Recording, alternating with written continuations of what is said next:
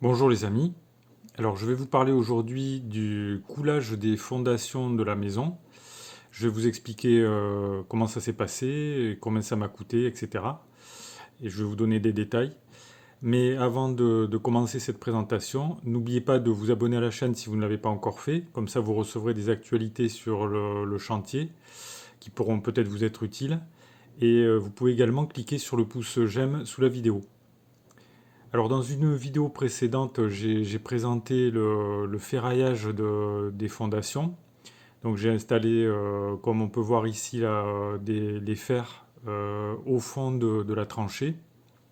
Et l'étape suivante, en fait, ça a été donc le coulage du béton dans la fondation, une fois que le ferraillage était terminé. Alors ce que j'ai fait venir, j'ai acheté du béton donc à la centrale à béton. Chez Lafarge en fait pour ne pas les nommer. Et donc ils ont fait venir une pompe qu'on peut voir ici là en train de se déployer. C'est une pompe qui est très grande, très très grande, complètement disproportionnée par rapport à ce qu'il fallait. Mais ils avaient un PUMI, c'est-à-dire une pompe plus petite en taille que celle-ci, qui était tombée en panne, qui s'était bouchée parce qu'il faisait très chaud, hein, c'était en plein mois d'août. Et donc ils ont fait venir cette très très grosse pompe pour couler le béton. Alors vous notez ici, là, on le voit pas trop, alors peut-être j'en parlerai dans une autre vidéo, mais vous avez sur le côté ici le niveau laser qui sert évidemment à mesurer la hauteur de si on a le bon niveau pour le béton.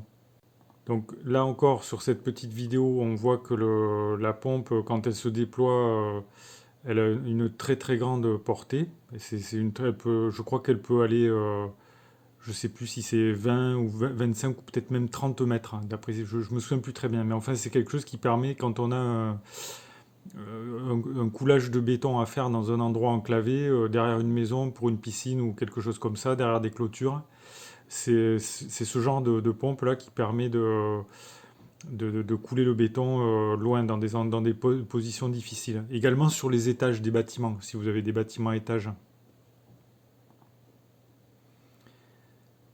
Donc là encore, on voit la pompe, la hauteur de la pompe, là, la grandeur, les bras. Alors tout ça, c'est dirigé par la personne là, qui s'occupait du camion, là, qui a un joystick, et c'est lui qui déploie la pompe. Il s'occupe donc de diriger la pompe ici, et il l'emmène où il faut avec son joystick. Et vous, quand vous êtes sur le chantier, vous n'avez pas grand-chose à faire en fait. Alors, il va positionner sa pompe au-dessus de l'endroit où il faut couler le béton. Et ensuite, là, moi, j'étais en position pour le coulage. Et je la maintiens, la pompe, je la tiens comme ça, là. Mais en fait, il n'y a pas besoin de la tenir très fort, hein. C'est le bras articulé qui donne le mouvement. Et c'est pas du tout physique. Il faut juste accompagner le tuyau. Donc, le béton, en fait, que j'ai acheté, que j'ai commandé, c'est du béton Agilia spécial pour les fondations. C'est un béton qui est très liquide en fait, qui est pas autoplaçant d'après ce qu'il m'a dit. Il y a encore pire que ça, mais il coule. Vous voyez, alors là, il faisait monter et redescendre le tuyau là avec son joystick. Et alors là, il a lancé le coulage de la première toupie de béton qui est arrivée, puisque la toupie, il y a la pompe d'un côté et la toupie de l'autre, hein. Et il y a certains camions où vous avez là le bras qui est directement sur le camion. Le PUMI, ils appellent ça. Donc on voit que c'est très très liquide. Donc il n'y a pas grand-chose à faire, hein, ça coule directement dans la fondation.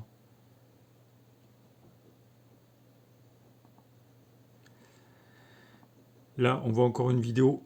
Donc le béton, en fait, on voit qu'il coule tout seul, là. Il se met en position tout seul, hein. Il est pas autoplaçant, hein.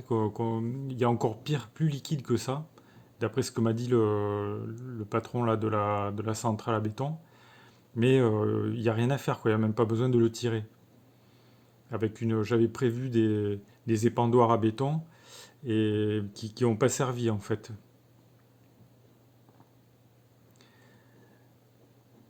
Alors là, vous voyez que ça remplit la fondation.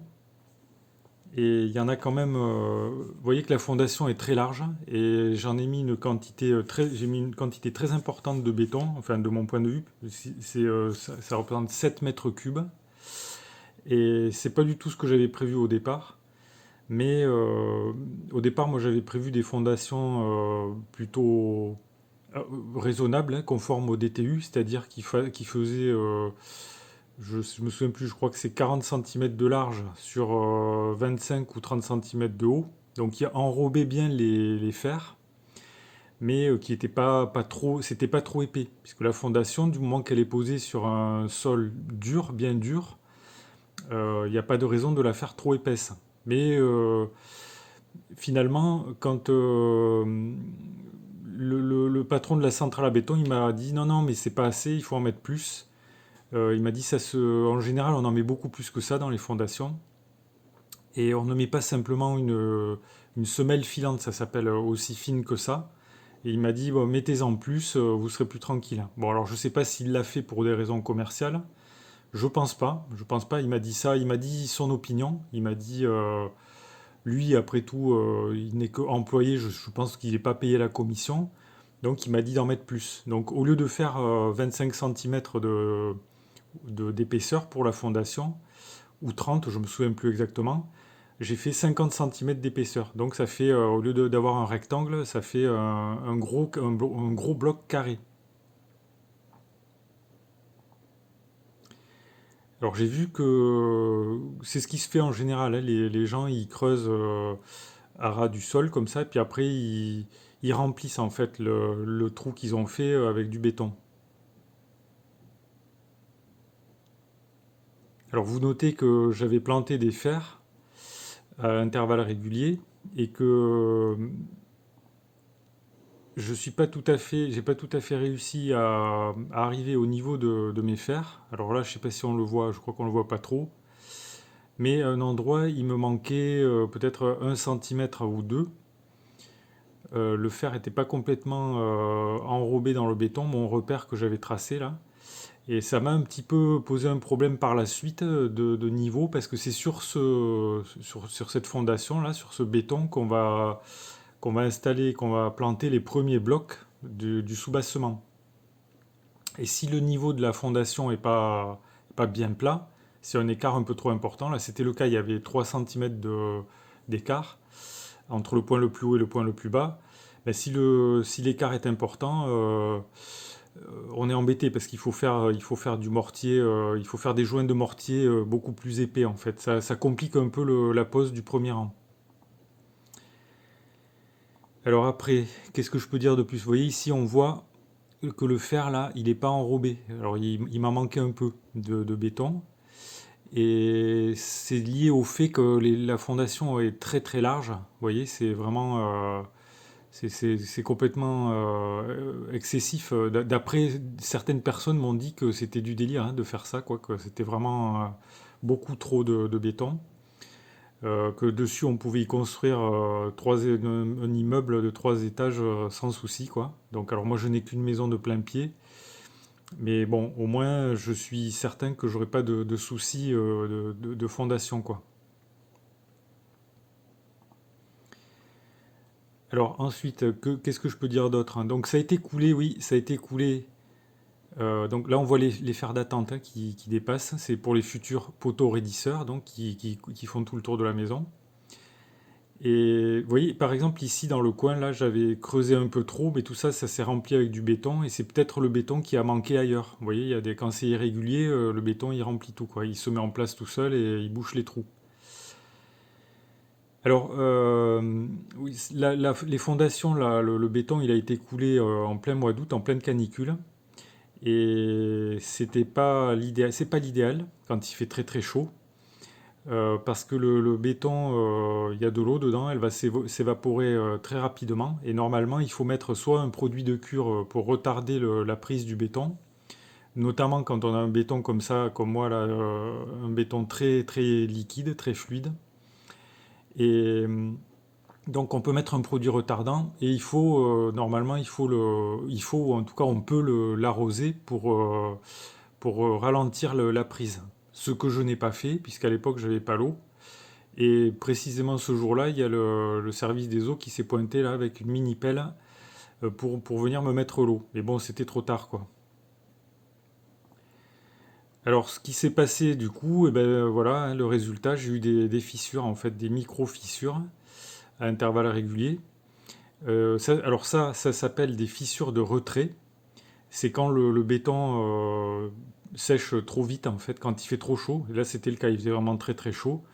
Mais on m'a dit que là c'était superficiel de toute façon, que c'était un petit peu inévitable même, m'a dit la personne qui s'occupait du PUMI. Il m'a dit que c'était inévitable et que c'était superficiel et que c'était pas grave en fait. Ça se produisait pratiquement tout le temps quoi.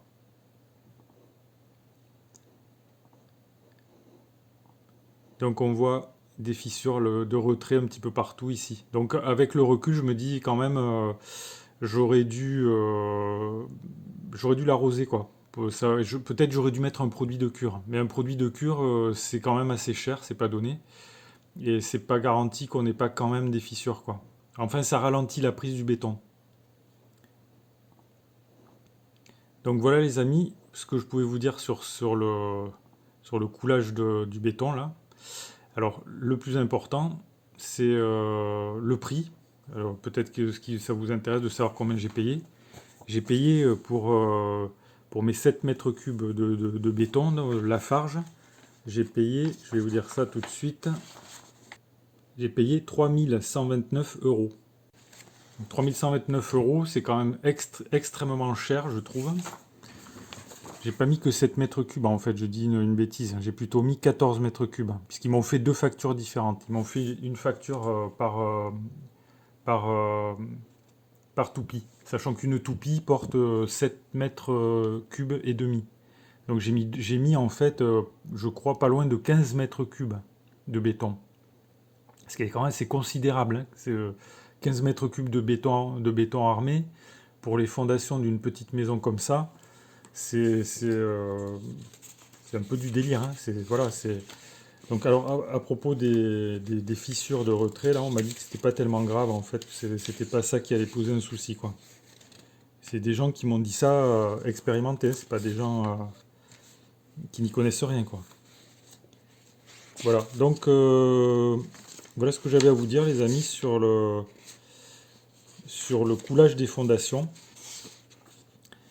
Il n'y a pas grand-chose à faire en fait, hein, vous avez vu. C'est quand on fait venir une pompe. Mais la pompe, ça rajoute un coût énorme en fait au prix du béton qui est déjà en lui-même, qui est déjà extrêmement cher.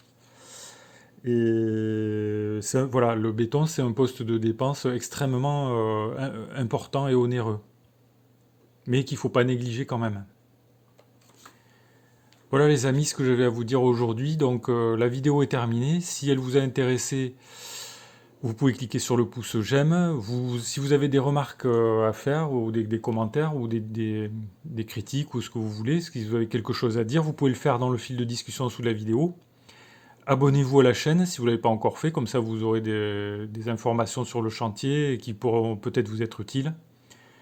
Voilà, je vous dis merci pour votre attention et à bientôt pour de nouvelles vidéos.